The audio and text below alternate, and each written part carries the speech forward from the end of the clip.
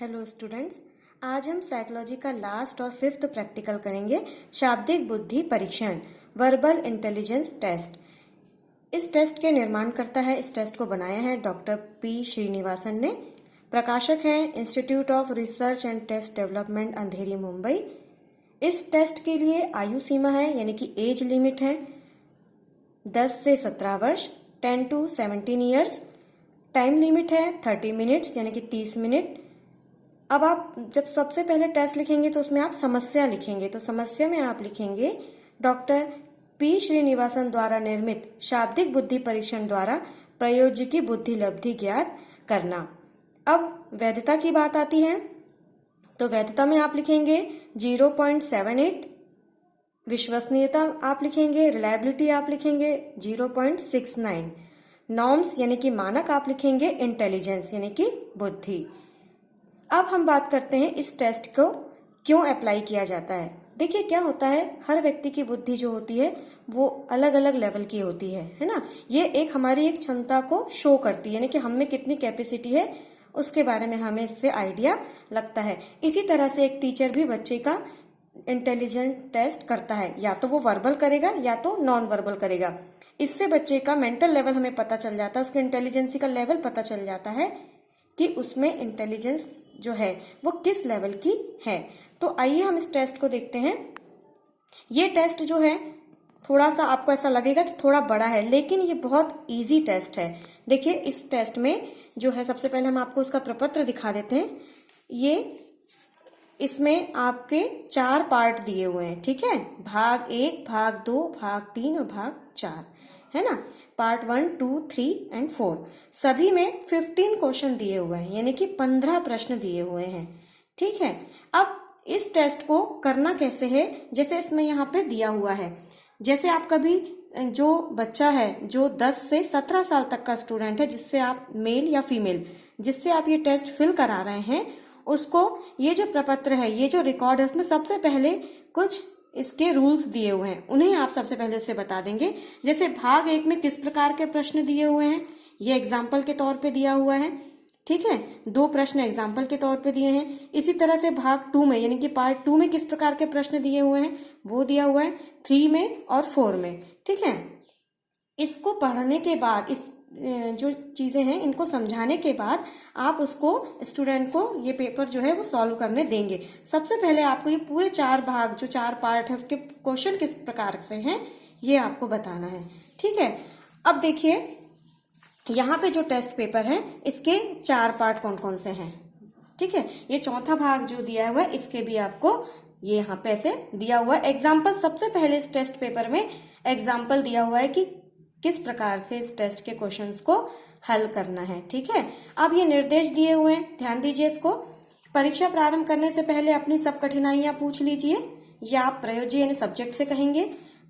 प्रश्न पुस्तिका पर कुछ भी ना लिखिए, ना कोई चिन्ह लगाइए, आपको केवल सही उत्तरों की क्रम संख्या उत्तर पत्र में लिखना है। यदि कोई प्रश्न आपको कठिन लगे तो उसे छोड़कर आगे के प्रश्न हल कीजिए। पूरे प्रश्न पत्र हल करने के लिए केवल 30 मिनट का समय है। निर्देश मिलने पर आगे का पृष्ठ खोलकर प्रश्न हल करना प्रारंभ कीजिए, ठीक है। ये जो इंस्ट्रक्शंस हैं ये आप उसको स्टूडेंट को बताएंगे और इस तरह से ये पेपर को सॉल्व करना शुरू करेगा स्टूडेंट। देखिए भाग 1 यानी कि पार्ट 1 में कितने क्वेश्चन हो गए, ये देखिए 15 क्वेश्चन। जैसे कि मैंने पहले ही बताया है कि इसमें टोटल 60 क्वेश्चन है ना, जो कि 4 पार्ट में डिवाइड है। ये देखिए भाग 2 का देखिए, इसमें 15 + 15 30। अब भाग 3 की बात आती है, इसमें भी 15 क्वेश्चन दिए हुए हैं, यानी टोटल 45 क्वेश्चन हो गए। अब भाग 4 की हम बात करेंगे तो 4 में भी कितने क्वेश्चन दिए हुए हैं, 15 क्वेश्चन। तो टोटल क्वेश्चन संख्या कितनी हो गई, 60, ठीक है। अब आपको एक चीज ध्यान रखना है कि जब आप ये जो टेस्ट पेपर है स्टूडेंट को आप देंगे तो साथ ही साथ आपको ये स्कोरिंग शीट भी देनी है। ये देखिए स्कोरिंग शीट, ये आपको स्टूडेंट को देनी है। इसमें वो अपना नाम लिखेगा, एज लिखेगा, स्कूल का नाम लिखेगा और क्लास लिखेगा। अब देखिए इस स्कोरिंग शीट में आप उसको गाइड करेंगे कि जो 4 पार्ट दिए हुए हैं, ये देखिए दिख रहे हैं 4 पार्ट, है ना, तो आपको उसमें ऑप्शनल दिए हुए हैं, है ना, ABC 1 2 3 4।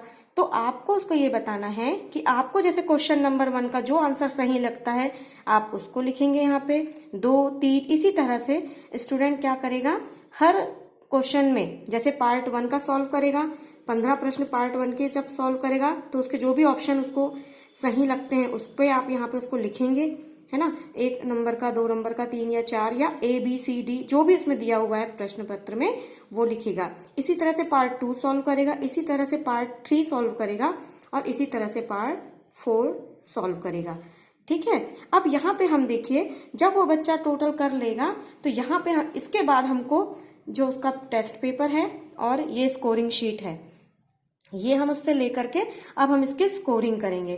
तो यहाँ पे आपको एक बात ध्यान रखना है कि इसकी स्कोरिंग के लिए आपको भी एक आंसर शीट चाहिए होगी कि किस प्रश्न का कौन सा विकल्प या कौन सा ऑब्जेक्टिव सही है। ठीक है, तो इसके लिए अभी आप टोटल नहीं करेंगे, अभी तो सिर्फ हमने ये बताया कि ये स्टूडेंट भरेगा, है ना, इसमें स्टूडेंट अब जो भी विकल्प उसको सही लगता है, जो भी ऑप्शन उसको सही लगता है वो फिल करके आपको देगा, है ना। अब आप देखिए इसकी स्कोरिंग शीट जो है ये है, ठीक है, ये स्कोरिंग की। ठीक, इसमें देखिए पार्ट 1 में जो है ये देखिए पार्ट 1 में ये दिया हुआ है, इसका आंसर दिया हुआ है। ठीक है, क्वेश्चन नंबर 1 2 3 इस तरह से 15 क्वेश्चन है, उनका आंसर कौन सा सही है, जैसे कि पहले प्रश्न का दूसरा विकल्प सही है, दूसरे प्रश्न का चौथा विकल्प सही है। इस तरह से ध्यान से देखिए ये क्वेश्चन दिया हुआ है और ये Q और A का मतलब ये क्वेश्चन है और आंसर है। तो क्वेश्चन नंबर 1 जो है उसका सही आंसर 2 नंबर का ऑप्शन है। ठीक है, इस तरह से आप पार्ट 1 ये देखिए थोड़ा इस तरह से दिया हुआ है, पार्ट 2, ठीक, ये दिया हुआ है पार्ट 3 और ये दिया हुआ है पार्ट 4। ठीक है, तो यहाँ पे हमें टोटल 60 क्वेश्चंस के जो सही विकल्प हैं उनका हमको स्कोरिंग शीट से हमको कैलकुलेशन करना है। ठीक है, अब आपने देखिए इस तरह से आपको क्या करना है, सही प्रश्न यदि वो देता है, सही उत्तर देता है तो उसमें आपको 1 मार्क्स देना है। यदि उसका ऑप्शन गलत है या गलत आंसर देता है तो आपको वहां पे 0 मार्क्स देना है। इस तरह से आप क्या कर लेंगे, टोटल स्कोर यानी कि जो 4 पार्ट है उसके टोटल स्कोर आप यहाँ पर अभी रॉ स्कोर अभी लिखेंगे आप, है ना, ये रॉ स्कोर होगा। ठीक है, इस तरह से आप देखेंगे कि आप उसका क्या कर रहे हैं, सबसे पहले शीट आपने भरवाई, ठीक, फिर आपने स्कोरिंग की से उसका आंसर करके रॉ स्कोर निकाल लिया कि टोटल रॉ स्कोर हो सकता है 60 क्वेश्चन में से उसके 58 सही हो या 48 सही हो या 30 क्वेश्चन सही हो। तो यहाँ पे आपको सही पर 1 नंबर और गलत पे 0 मार्क्स आपको देने हैं। ठीक है, अब बात आती है कि जब हम रॉ स्कोर निकाल लेंगे तो उसके बाद हमें क्या करना है। ठीक है, अब बात आती है कि मानसिक आयु और बुद्धि लब्धि की, यानी कि मेंटल एज और इंटेलिजेंस कोशेंट। अब आप पूछेंगे कि ये मानसिक आयु का मतलब क्या है। देखो, कभी भी इंटेलिजेंसी का हम जब निकालते हैं तो उसका एक फॉर्मूला होता है। ठीक है, वो फॉर्मूला मैं आपको बता देती हूँ। ये फॉर्मूला देखिए, बुद्धि लब्धि का सूत्र, ठीक है, मानसिक आयु बटे जीवन या वास्तविक आयु into 100, mental age into 100 upon chronological age या करेंट एज। ठीक है, अब मानसिक आयु का मतलब देखिए कि मानसिक आयु बालक या व्यक्ति की सामान्य योग्यता बताती है। मानसिक आयु हमें किसी व्यक्ति की बुद्धि लब्धि के समय बुद्धि परीक्षण द्वारा ज्ञात करने की जाने वाली सामान्य मानसिक योग्यता के बारे में जानकारी देती है।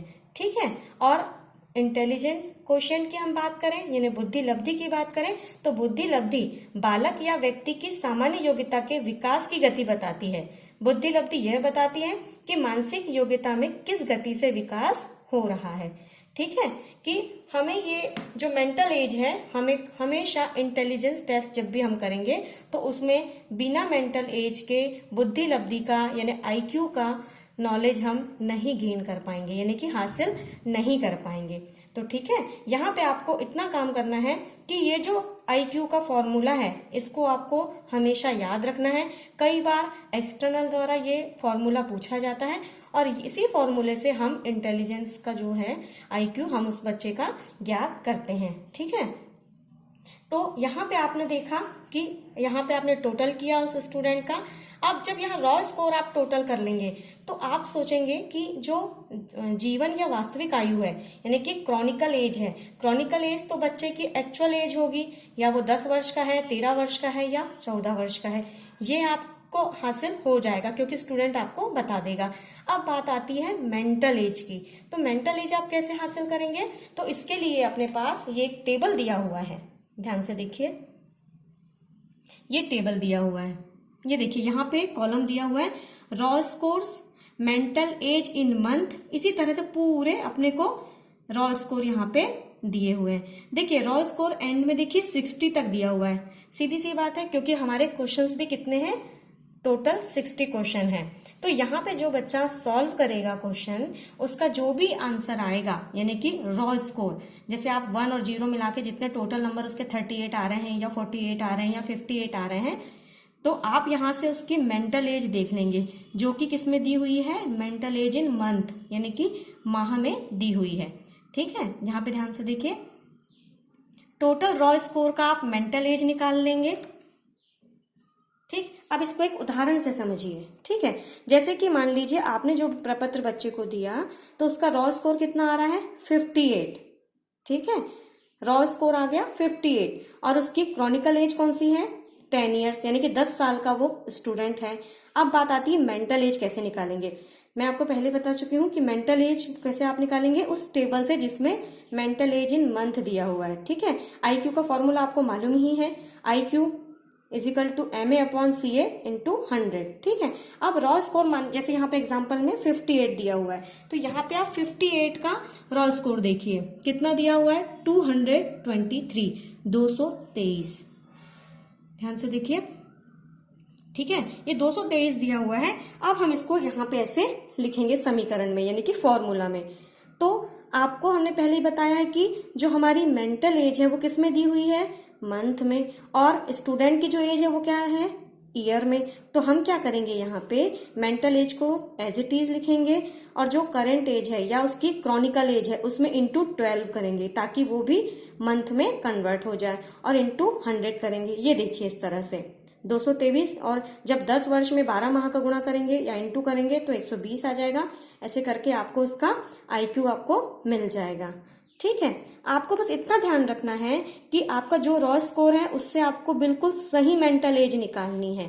ठीक, क्रॉनिकल एज आपके पास है ही, उसको अपन इसलिए मंथ में कन्वर्ट करेंगे क्योंकि हमारी मेंटल एज मंथ में दी गई है।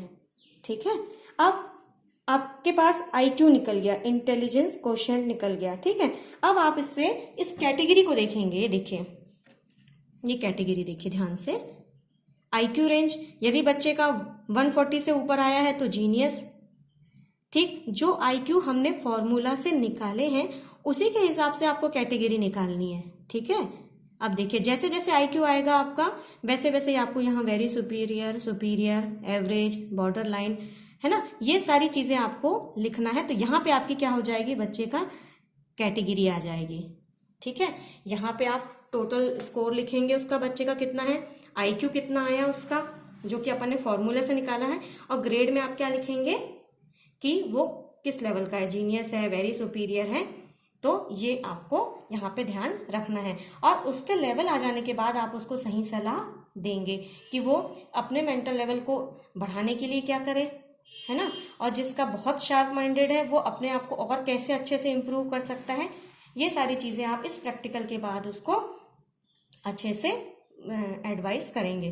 ठीक है, इंटेलिजेंसी का लेवल याद करने से हमें ये होता है कि स्टूडेंट का क्लासिफिकेशन हम आराम से कर सकते हैं, और उनका एक अलग क्लास डिवाइड करके, जो बच्चे थोड़े कमजोर हैं उनको हम और एफर्ट्स लगा करके पढ़ा सकते हैं, जो बच्चे बहुत इंटेलिजेंस हैं उनको और चैलेंजिंग काम दे सकते हैं। इस तरह से यदि आप किसी बच्चे का IQ ज्ञात करेंगे तो आपको बहुत सारी चीजों में सुविधा मिलेगी। तो आपने को बस इतना ध्यान रखना है कि जो हमारा टेस्ट पेपर है, ठीक, और साथ में ये स्कोरिंग शीट, ये बस उसको देना है। ठीक, उसके बाद हम उसका रॉ स्कोर निकाल लेंगे। ठीक, रॉ स्कोर से हम उसकी मेंटल एज निकाल लेंगे, मेंटल एज से हम उसका है ना फॉर्मूला से MA/CA इंटू 100 करके IQ निकाल लेंगे। मेंटल एज में चूंकि मंथ में दी हुई है इसलिए जो क्रॉनिकल एज है उसमें 12 का गुणा करेंगे यानी इंटू करेंगे, ताकि हमें वो जो उसकी एज है करंट एज वो भी हमें मंथ में प्राप्त हो जाए। और फिर IQ निकाल के IQ का हम कैटेगरी इस टेबल से देखेंगे। ठीक है, आप ये टेस्ट को यदि ध्यान से देखेंगे, अच्छे से बनाएंगे तो आपको ये सारी बातें इस टेस्ट में इजीली समझ में आ जाएंगी। ठीक है, ये आपका वर्बल इंटेलिजेंस टेस्ट था। इसको आप अच्छे से करके स्टूडेंट को आप एडवाइस करेंगे और उसका इंटेलिजेंसी का लेवल ज्ञात करेंगे। ठीक है, थैंक यू।